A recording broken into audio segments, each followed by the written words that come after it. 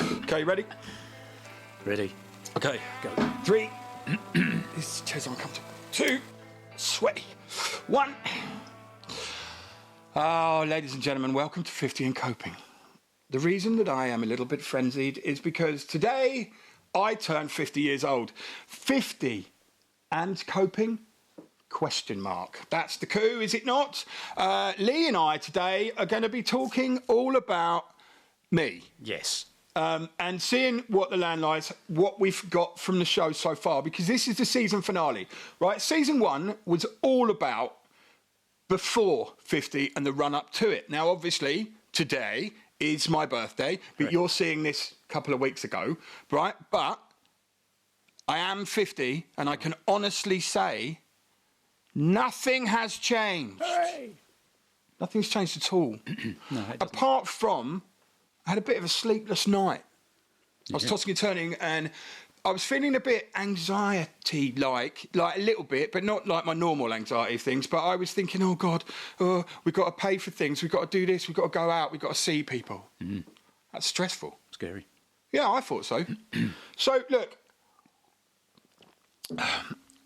the reason why I made such a point about being 50 or becoming 50 is because there are two things to say about being 50. One, it's a huge number, right? So, you know, we all think we're 20 up until the point we're not. Do you know what I mean? Yeah. I mean, I still see myself as a young man who's still got his life in front of him. And the fact of the matter is, it's not true, is it? No. More than half gone. Yeah, well, yeah. But Probably. but look, more than half, right? I'm not going to live past 70, I wouldn't have thought, right? The life I have led has not been blameless, as we have discussed. Mm-hmm. So look, I've got 20 years left. Yep. I had this conversation with my wife last night, okay, who is sat over there with Samuel, my son. So they're all here supporting us. And, you know, I said to her, I've probably got 20 years left. And, you know, and that's not a morbid thing. And she said, well, you've got to go out and every day make it last, make it mean something. Yep. And I know a lot of people think that and do that and say that, but a lot of people don't. I mean, we've already made this podcast from nothing and people are watching it. Yep. The Perry one this morning, when I looked, okay, is hitting 200 after 48 hours, right? That's massive growth, right? So it's great. So the reason that we're ending this season now is because I am 50 years old and, we've done the build-up. It doesn't mean that anything's going to change. What it does mean is that we are going to get deeper into the rabbit hole of men's mental health. Also, there's going to be guests. Laura Drain is coming in. She is a psychotherapist who incidentally used to take narcotics like I did at around the same time. But now she's helping people. And if you remember, I asked you to send in how your stress levels manifest. So she is going to look at those stress levels, how they manifest in other people. Yeah. And maybe we can look at coping, actual mechanisms. And I think that's important. So look, I've just talked a lot, right? Because that's what I do. But I'd like to look at the impact the show and doing the show has had on you and I. Yeah, definitely.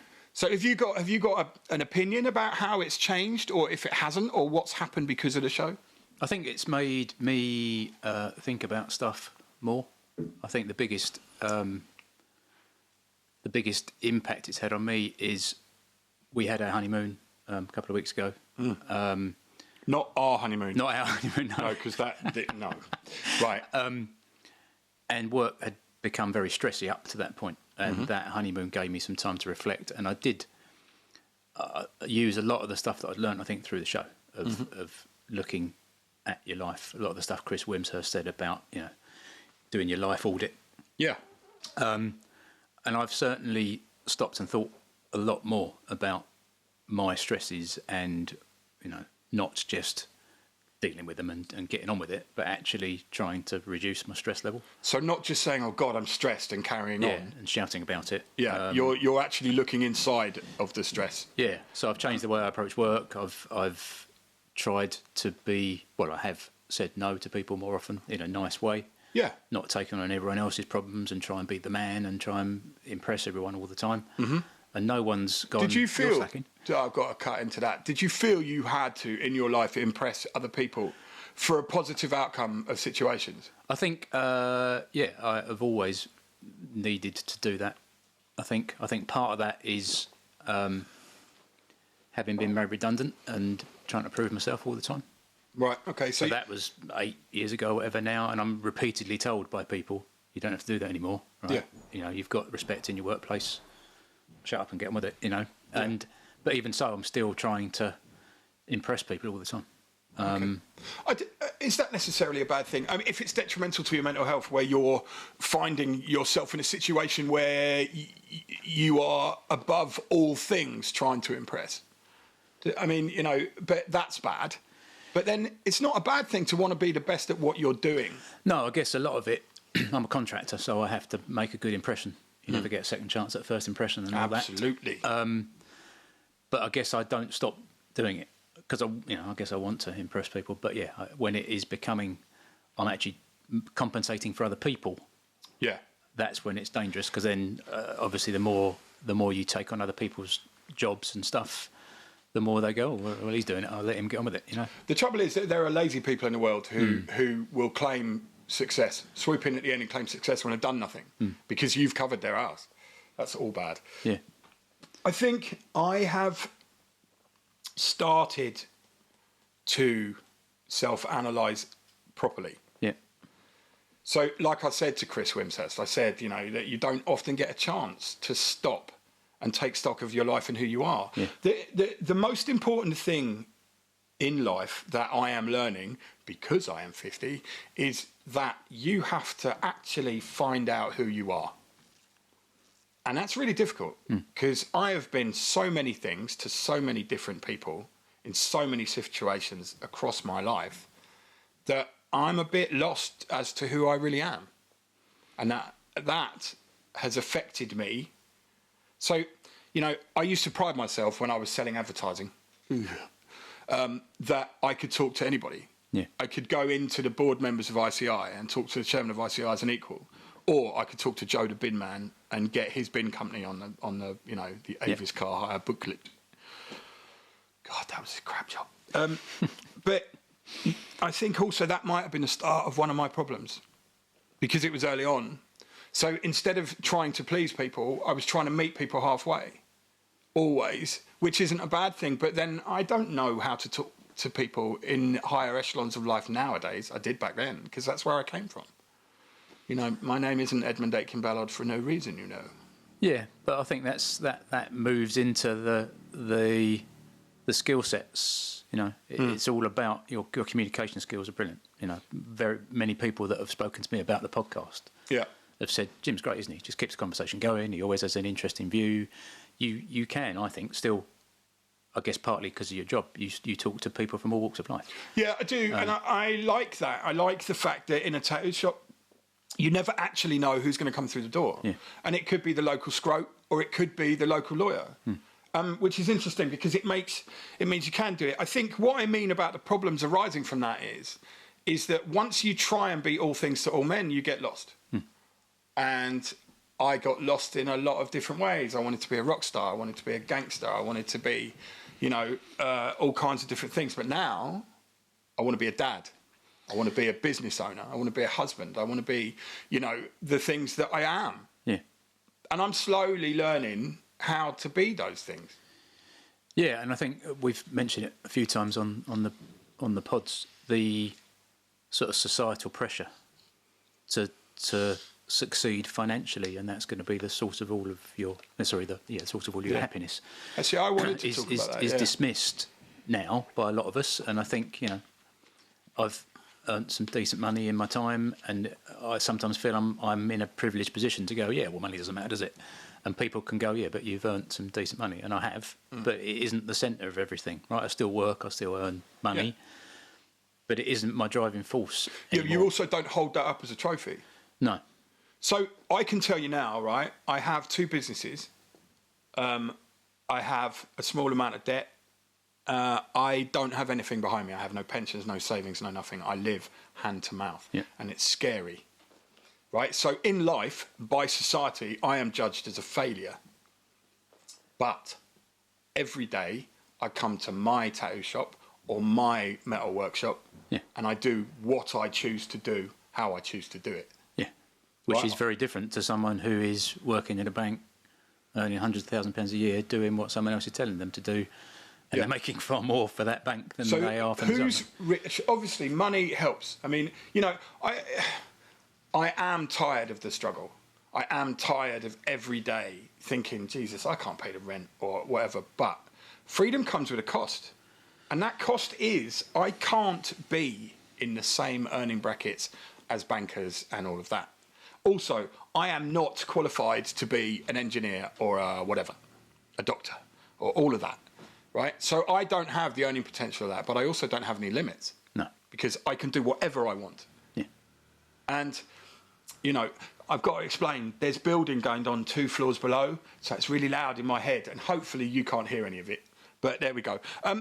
I just think that if you understand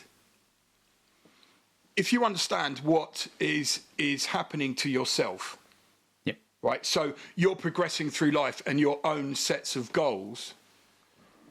If you succeed those goals, i.e., you know, I've got freedom tattooed in, 3-inch high letters across my back. Yeah. And that I had that done when I got out of a bad situation with a motorcycle club. Not because you're a George Michael fan. What? Not because you're a George Michael fan. No. No. I've got nothing against George, bless him. Rest in peace. But no. So, yeah, freedom's important to me, the thought of freedom, right? But obviously everyone has levels. Everyone has constrictions. But in society, I don't have the same level of constrictions. I have the same worries. I have the same woes. But my brain is not focused on continually struggling to buy trinkets and baubles.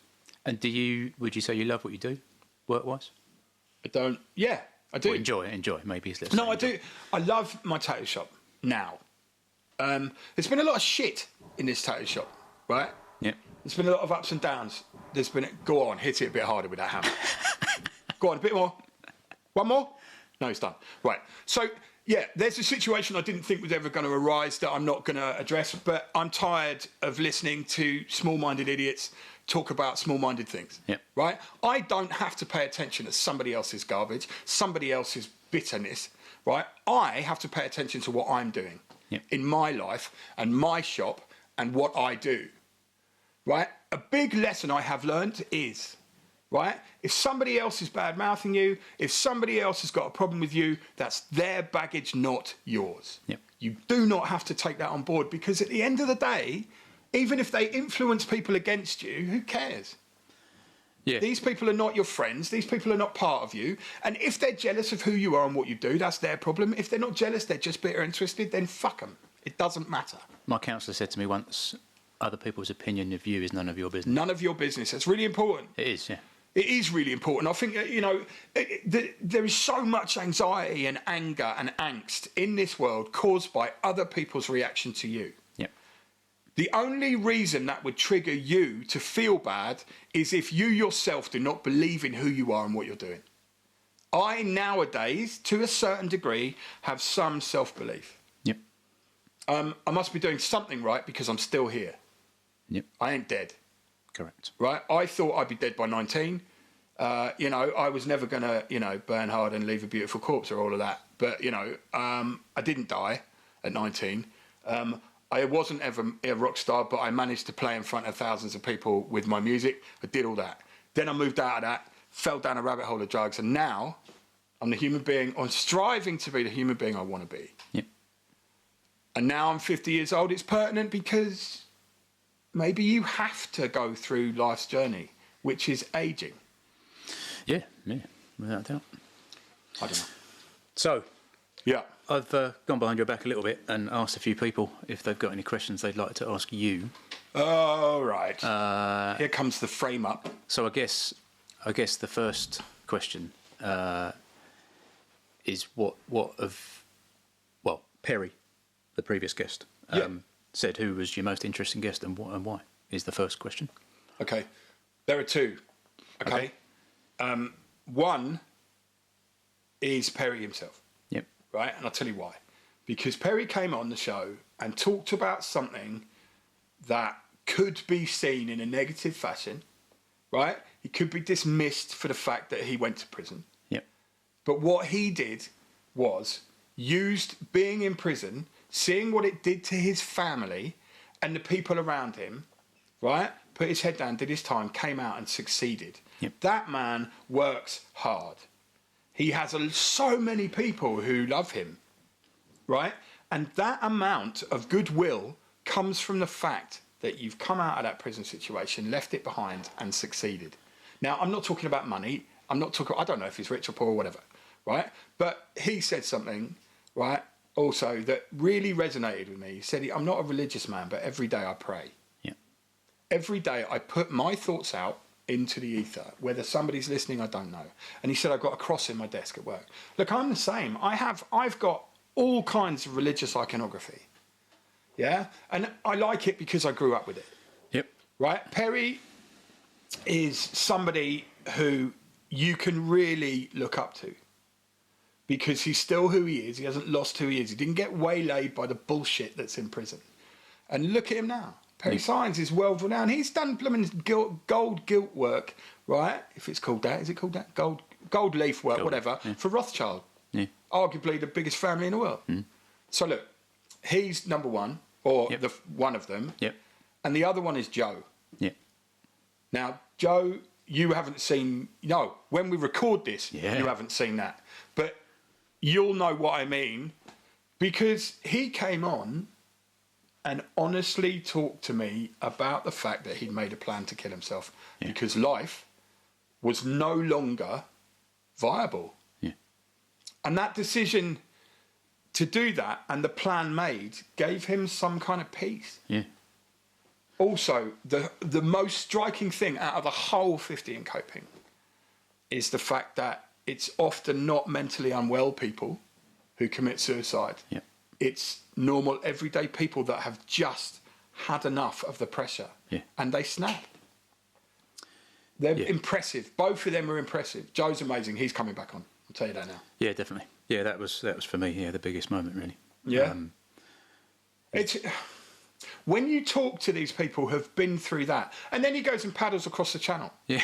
And I genuinely thought he'd done it in a swimming pool or on a lake and done it back with a shuttle run. I swam the channel with a group of friends when I was 6 years old, right?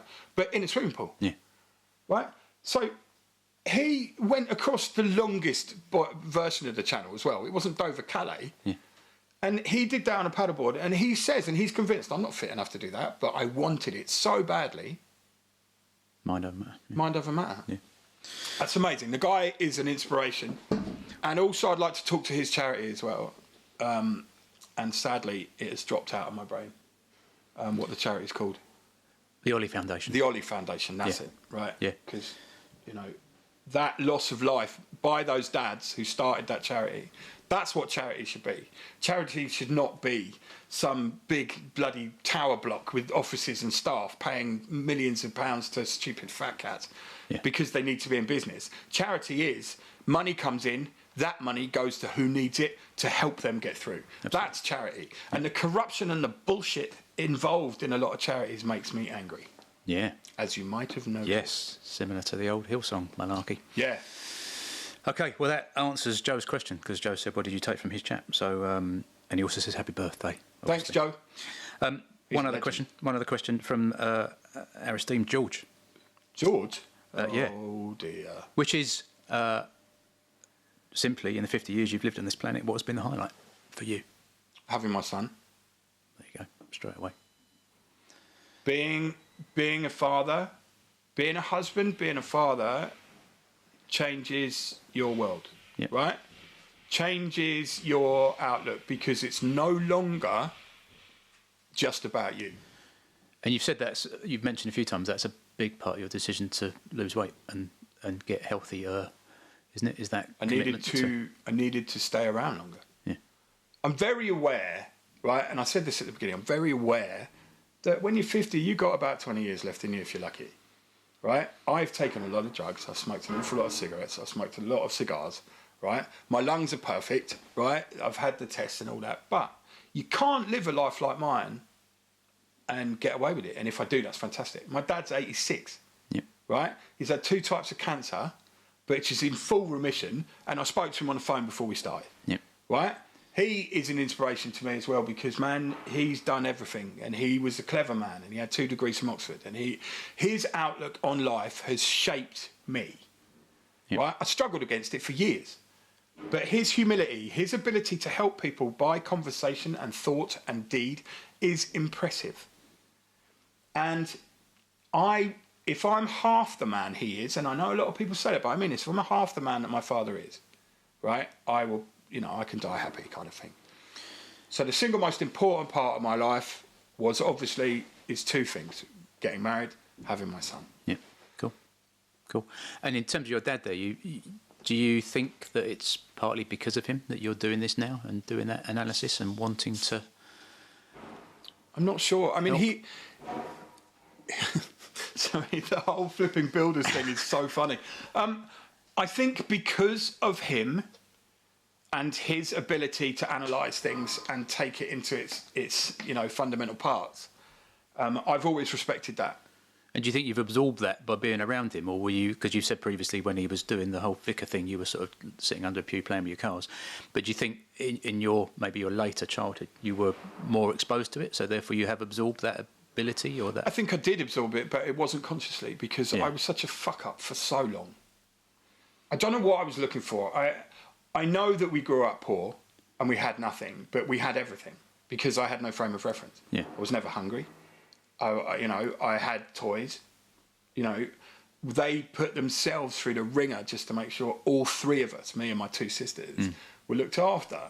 And, there was some adversity with my mother and father's relationship, which I am not going to talk about. But, I only knew that after the fact. The fact of the matter is that man's been through hell and back looking after his wife who died of multiple sclerosis, right? That is a horrible disease, right? And people close to me now are dealing with that. And I would like to believe that I have the capacity to be like him. Yeah. And any advice that I can give is this: if you keep butting heads with your family, with your parents, who really, mostly, if they're good people, they're just trying to help you. They're just trying to get you where they're going because they've been through all the shit you're going through already. And the one thing that I have learned, and it is tangible, is that instead of fighting against all of that to prove that you're an individual, listen to at least what they're saying, take it in, think about the reality of your situations. Because you could be saved a lot of grief and a lot of bad times in your life by listening to advice from people who are older. There are a lot of old people who are full of shit, right? Who will tell you everything because they're bitter, twisted, and a bit gnarly. There are lots of people in this world who you should take the time to listen to. And not dismiss what they say, not dismiss who they are, and find from them a kind of solace, a kind of peace, a kind of way to cope. The sign says 50 and coping, right? Yep. With a question mark. With a question mark, yeah. Yeah. Yeah, I mean, I look back at my dad, I think I might have said this before, my dad was a proper socialist. He didn't want a bigger house, didn't want a more impressive car, didn't want promotion at work. He was engineering workshop guy. He would spend his life working on lathes and milling machines and stuff, building high precision engineering bits for fuel injection pumps and all sorts of amazing stuff. Clever shit. Yeah, amazingly talented. Didn't want to progress in that what we've just been speaking about, that social pressure to go up the ladder and earn more money and get bigger things. Yeah. And I got swept along with the opposite, the capitalist bit of getting a job in London and earning money and whatever, and sort of dismissed his approach to life and didn't really get a chance. It was only since he's passed away that I've moved away from that, and I feel bad that I sort of dismissed his approach to life at the time. I think everyone. I think as a kid, you're programmed to fight against your parents, right? Yeah. That's just what happens. I was lucky in the fact that my parents actually did. I mean, I got away with fucking murder. I was going to the boozer at 13. I was doing, but I always had a moral compass. Until I didn't. I mean, as a youngster growing up, when I got to about 18, 19, I lost the way with my moral compass. In as much as that, there were drugs involved in my life. I never treated people badly unless they deserved it. And everyone who's a bit of a victim will turn around and go, oh, well, I don't know why this has happened to me. Well, I'll tell you why it's happened to you, because you brought it on yourself. Yeah? There is pain and angst in this world that people can't cope with, who has nothing to do with them. Look at the Ukraine war. All the Ukraine kids, and all that, who have died or are now parentless or don't have a house, right? I don't know a lot about the war. I'd stay out of that because if I get sucked into that, then, you know, I'm going to get a depression from that, or there's going to be some angst. My wife follows it. And, you know, I ask her occasionally what's happening, and she knows the reality of things. And she's a great researcher. She does good things. Yeah. You know, she knows how to look for the reality of a situation. And, you know, you look at the world and the struggles people have. The one struggle you could take out from yourself is if you just have a little look and see what your parents are trying to do. And understand that they're there to support you. Obviously, there are plenty of people who are not as lucky as I was with my parents, and as lucky as you were. Yeah. Right? You went through hell with your dad, you know, in his thing. But if you look at the reality of your dad's behaviour, and his need wasn't to chase the dollar, but to be happy by using his hands, right? Even though he was sectioned and had mental health issues, he found his niche and was happy with it. Yeah. Yeah, and he was there, you know, when he wasn't in hospital. Yeah. You know, you said hell. It wasn't really, at the time it wasn't hell, but when he wasn't in hospital, he was there all the time. And I know plenty of people whose parents weren't there because they were at work or they were out doing stuff related to work, you know, enjoying the money that they'd earned. Whereas my dad, every weekend, was there, and I'd help him do stuff, fix his car, you know, paint stuff, build stuff. Yeah. And I've learnt so much from him from doing that. That is all about not earning money. It's all about spending time and learning stuff. And I am guilty. I am guilty of not being present all the time at home, simply because I am busy. But you're still when you're not at home, you're still striving. You're not, you know, down the pub. You're not. No. You're not taking advantage of what you've earned. You know, that's the side I'm talking about people that would spend the day going to Lord's or whatever because they've got a jolly because they're a director at yeah, no, company, that's not my life. No, you're out working. You know, you work 7 days a week, pretty much, don't you? Sometimes, yeah. I mean, Sunday mornings. I mean, obviously, you know, I always say to you if we're at a workshop or whatever, look, I want to be home by 10:30. I've got to be home by 10:30 because we're doing this. Sundays I see as a bit sacrosanct. Even if we don't do anything, which my wife hates when we sit at home, but we are at home. We're together, and Samuel needs that cohesion. Yeah, definitely. And you know, my wife's a veterinary nurse and works hard. Yep. I have 2 businesses and sometimes work hard. So you know, there has to be give and take, but there also has to be a focus on family, because let me tell you this as well: focus on family, marriage, your situations with your children doesn't come easy. Yeah. I mean, you know, marriage is hard because it's 2 very or different people. You can be the same like-minded people, but you have to work at being married. Yeah, definitely. You have to swallow your knob, they used to call it, didn't they? Did they? Yeah. You have to swallow your knob on occasion, which means that you have to swallow your output, you have to swallow your whole ethos to meet in the middle with somebody else. Yeah. And you're finding this. You've been married before, not getting into that. You're married now to Nikki, who is all kinds of trouble in a good way. Only because she stood over there. Yeah. But the only thing that I will say is that if anything is worth keeping, it's worth fighting for. And a relationship with family is that. Yeah. You know, I don't speak to my sisters very often because we live very, very different lives. But tonight, they're coming to the restaurant with a whole host of nephews and people and boyfriends of the nieces who's going to get a hard time, let me tell you. And these people need to, every time they check in, we just have a conversation like, you know, we haven't been apart. Yeah. Because we're family, and at the end of the day, we might see things very differently. But now I'm kind of trying to make amends, I think, with my family a little bit, and as much as I'm trying to be present, trying to be somebody that I haven't been. Yeah. You know, I do feel guilt for not being there for my nieces and nephews because I was taking drugs, or I was being a dick, or I was chasing some weird rock star dream that never quite emerged. Yeah. But I don't think it's negative to have done all the things I've done. Well, it all shapes you, doesn't it? Yeah. Makes And you also there's a lot of people who don't leave the house. They work 9 to 5 and don't leave the house and are happy with that. And there's nothing wrong with that. Right? I might see that as boring, right? But what I see as boring, they're happy with. And if you're content and there's some happiness in the world, then that's all right, isn't it? It is all right, yeah, as long as they are content. You know? Yeah.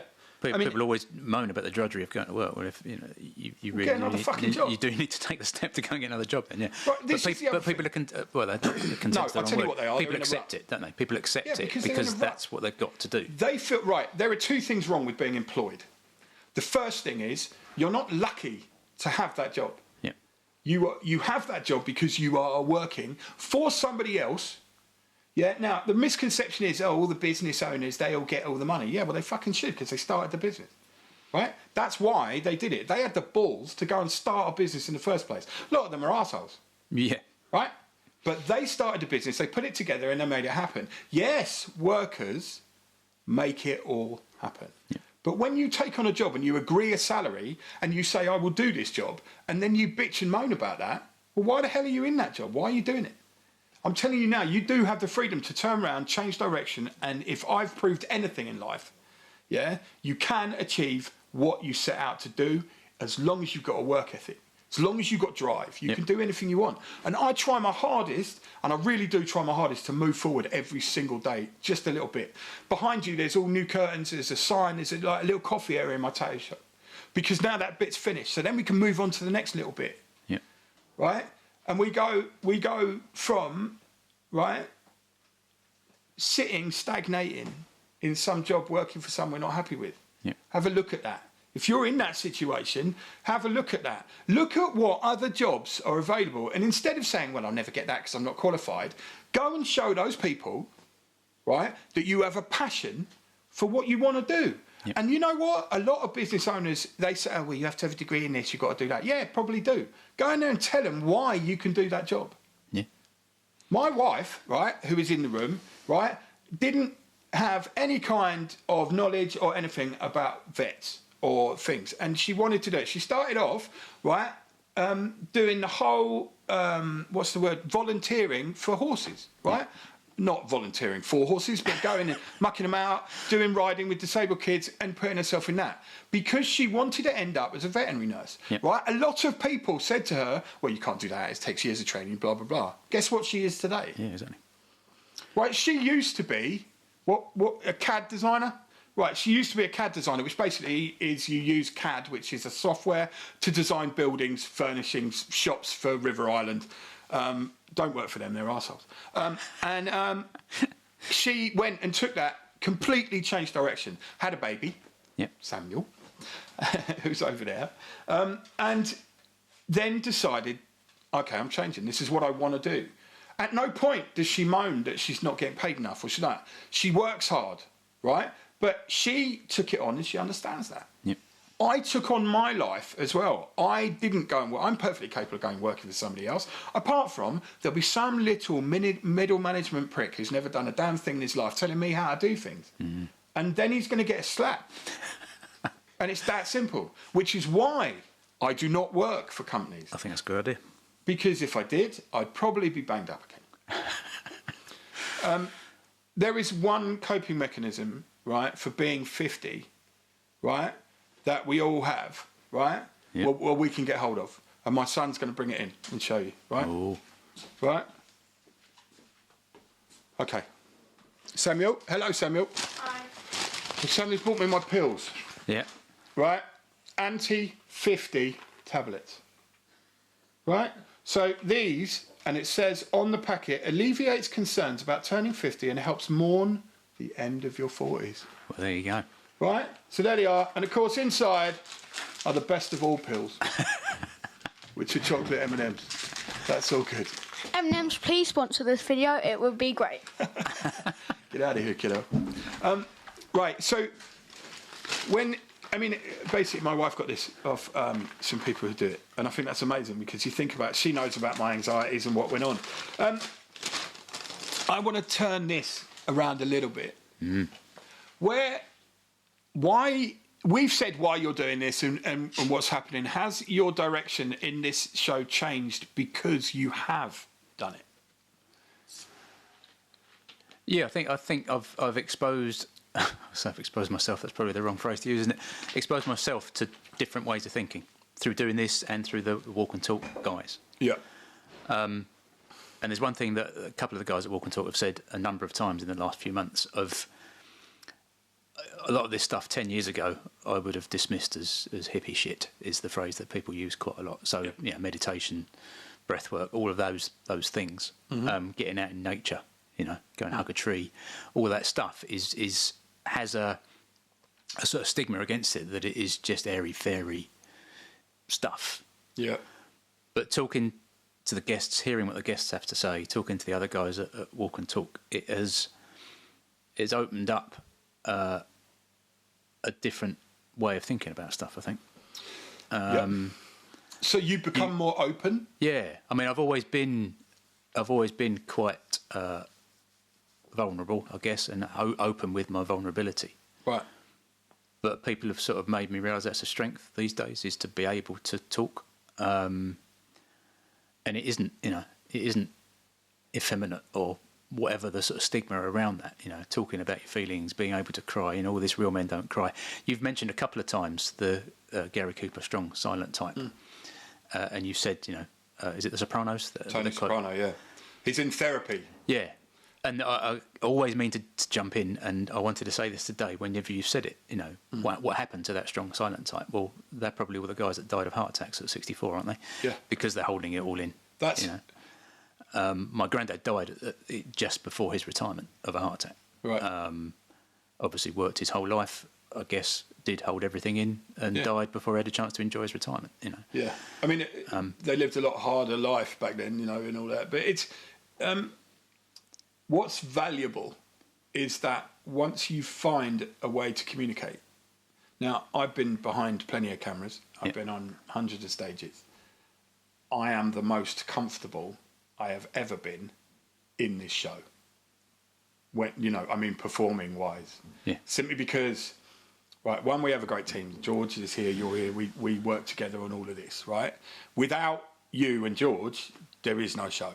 Right, so I'm the God piece, right? But we couldn't do it without George's knowledge. We can't do it with your insight. You brought some of the best guests in. It's a team effort. But also, at no point do I feel like I have to impress. No, you just use the word performing there, but you're not performing, are you? No, because this is who I am. This is just honest. This is just you being truthful and truthful and honest is the reason. Is what I wanted this to be. Yeah. So we're not all sitting around telling largesse gangster stories, which could happen. But it's boring. There's plenty of ex-gangsters on YouTube. Sammy the Bull Gravano, the biggest rat in mafia history, making out that the mafia was his entire life and he was betrayed. Yeah, well, yeah, but then that's what you signed up for. John Gotti was a shithead, so he shit on you to get out of it. That's why he was leader of the mafia in New York. If you're gonna cash in, because he's getting old, he realises that he can't be a gangster anymore, so he's on YouTube making money. Good on him.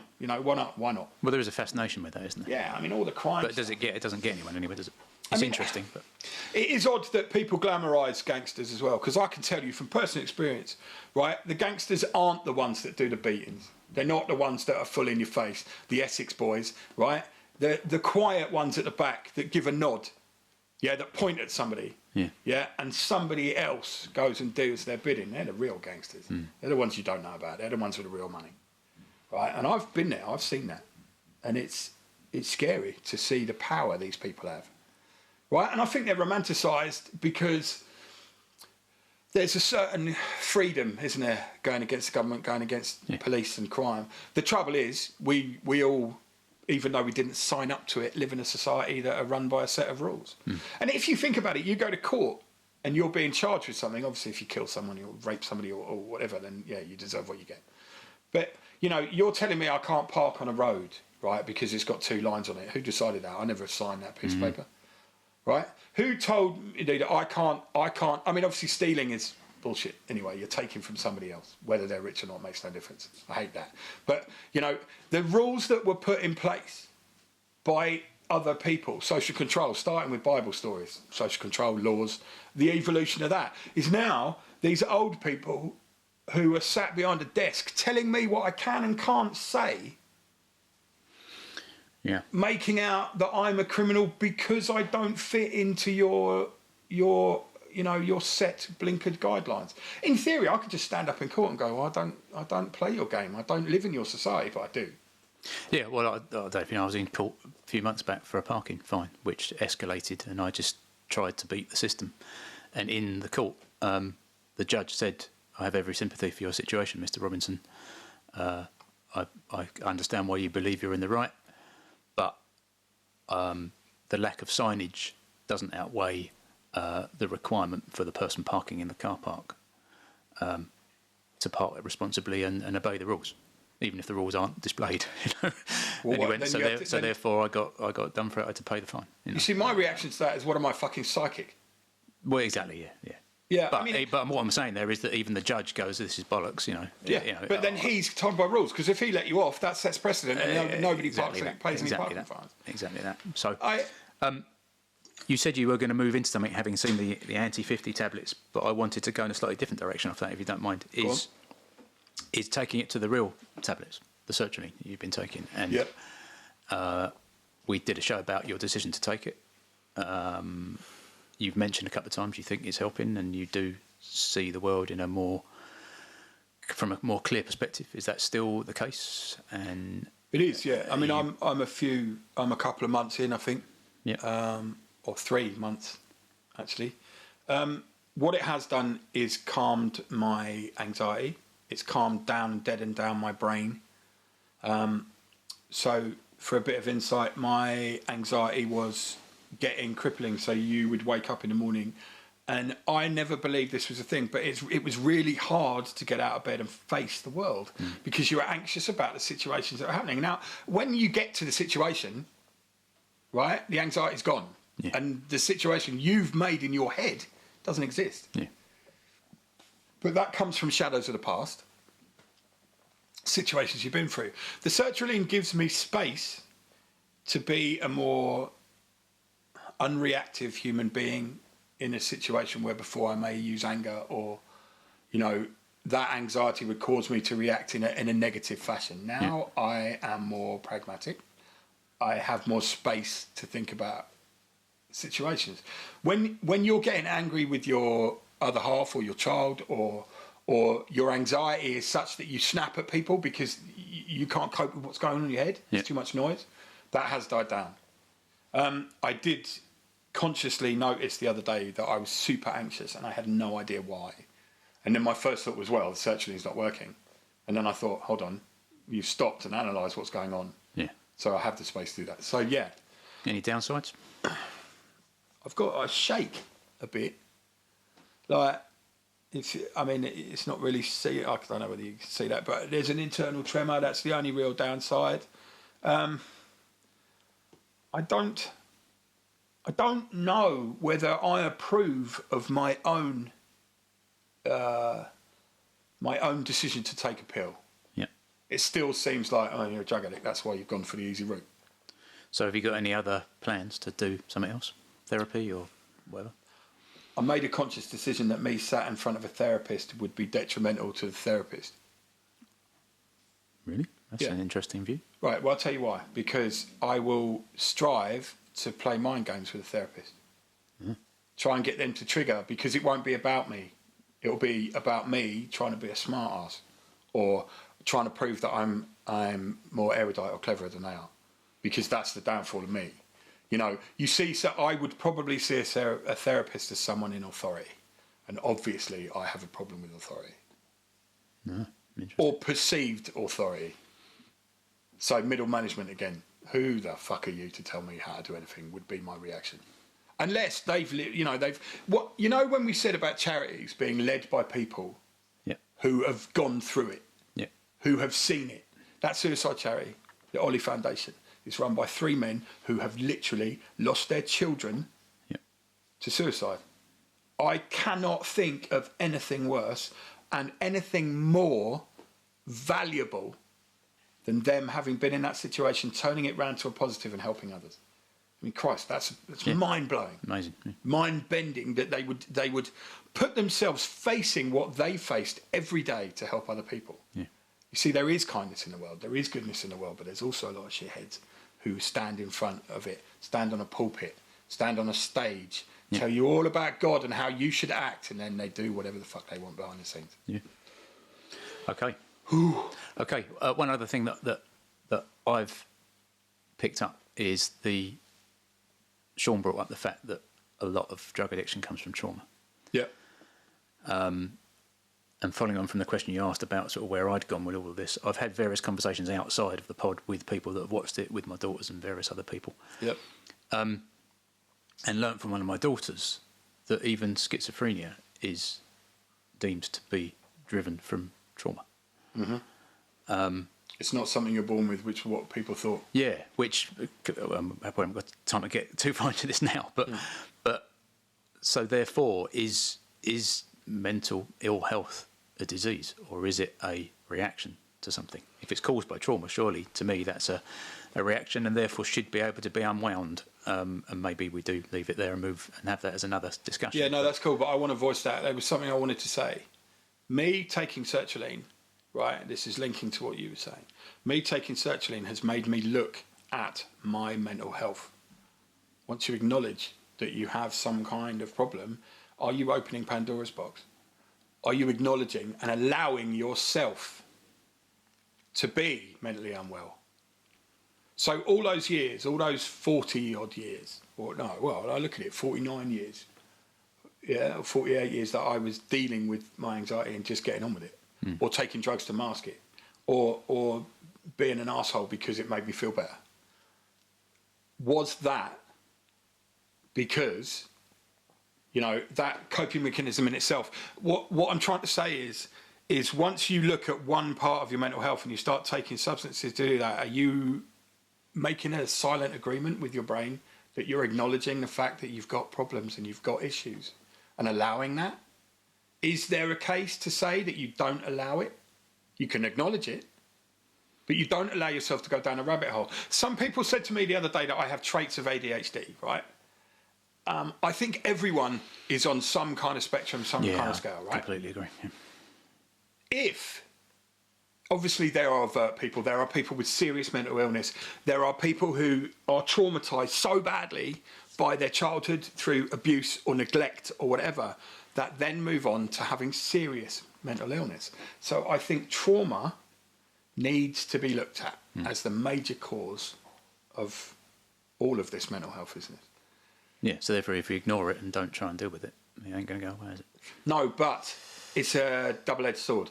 Yeah. Because once you do acknowledge it, then you are almost forced to contemplate every part of what you do and analyse who you are and how you do things. Now, I'm not saying this is detrimental, but I am saying that I'm asking, are you opening a door to say that it's okay? Now, everyone says it's okay not to be okay, right? When does it become not okay? When people who have no mental illness, they're sad or they're having a hard time because life is hard at that time. When are we allowed to point out to those people, it's all right, mate, there's a way out? Yeah, I sort of have a bit of an issue with it's okay not to be okay. It's okay to tell people you're not okay, but it's not okay not to be okay. Yeah. And I think there's a subtlety Well, to that, it's a little game wordplay, isn't it? Yeah. So it's okay to to voice that you're not, but it's not okay to stay in that situation. And therefore, we need to help each other to get out of that situation. Yeah. I'll tell you this now. 5 years ago, maybe 10 years ago, I would never have asked for help. Yeah. I would never have conversed with you publicly about these things. Privately, yeah. But not publicly. And I am enthused and refreshed by the fact that now we've found our voices and found our ability to honestly discuss our lives and what happens. This show isn't about me, in reality. It started off being about my journey to 50. The reality is what we're all striving for is to do two things. One is normalise talking about mental health, suicide, all of those things. But also to help people, not in a, look at me, I'm helping, just in a fucking honest, helpful way to show that people like me, a 6'2" tailed Neanderthal, who is seen as strong, violent, has the ability for anger, has the ability to do indeed deadly bad wrong, can also say, and I'm saying it publicly, it's okay and proper to communicate when you've got a problem. If I, of all people, can say that, anyone can. And, that's honestly from my heart. That's why when you're looking at me on this camera, you can see the truth that I'm saying. The ability, the internet can smell a lie a mile away because it's in front of them. And they're so used to being spoon-fed bullshit by politicians and media spinners, right? When people, actual people, who don't have any pretense, get in front of a camera to talk about honest things, like anxiety, mental health issues, truth, knowledge gained from life experience, trauma. If it's truthful, people will watch it, relate to it, and maybe even benefit from it. I'm not a mental health professional. That's why we talk to them. Yeah, exactly. Yeah. It's good. It's a good platform. It's an honest platform. The only thing I will say as well is that actually this is the end of this season. Doesn't mean that this is the end of the show. What this means is that we are going to go on, take what we've learnt, and take our own advice and communicate with more people about our problems, your problems, their problems. What's interesting is that people are relating to us. Yep. They are watching it. They are commenting. And nothing negative either. Well, we haven't even had the dislike thing on YouTube. We haven't had one of them. Now I've said that, one of you clever fellas will do that. But also, there isn't the scolding you get from your keyboard warrior tossers. Yeah. Who just want to pick a fight because they've got nothing better to do in their life. Everywhere, isn't it? Yeah, and it's bullshit. And also, I'll tell you this now, if I get any of that, I'm not going to react to it. I'm not going to give you the time of day. So kiss my ass. Right, what time are we on, George? 53 minutes. We've gone over time. We have. That went quick, didn't it? Always does. Can I mention the Patreon, right? Because the new season is starting, there is a Patreon page, and for a very small amount of money, you can get inside of us. There's loads of journals already up there. There's things. There will be early access to each show, which this one and the others haven't happened. But the reason we're doing that is also then we can do some good. We can fund what we need to do. We can make sure that if it gets big enough, we can give to some charities and all of that. The main reason that we're doing it, and we're doing the main thing, is that we need a place to do the show from, which we have. We don't need anything other than the fact we need to know you're there, your support is there, but also we'd like later on down the road, when we're getting a bit older than even 50, we can do some good. So if you want to do that, the Patreon link is in the doobly-doo below. Also the Samaritans. You know, if you can't cope and you don't have anyone around, there are people that will help you. Right? I don't know about NHS mental health, but I do know that Samaritans at the end of a phone line. Right? There are other organisations as well. Google it. On your phone, on your computer, whatever. Ask somebody if you don't know, but get in touch with somebody else. Right? Talk about how you're feeling. Even if you feel like you can't talk to your parents, to your friends, talk to a stranger, vocalise your bad feelings, your anxieties, because if you vocalise it, often that's a pressure relief. It's worked for me, it's worked for Lee. Yep. So, 50 and coping on my 50th birthday. Thank you so much for watching. Carry on watching, and hopefully the shows will get bigger, bolder,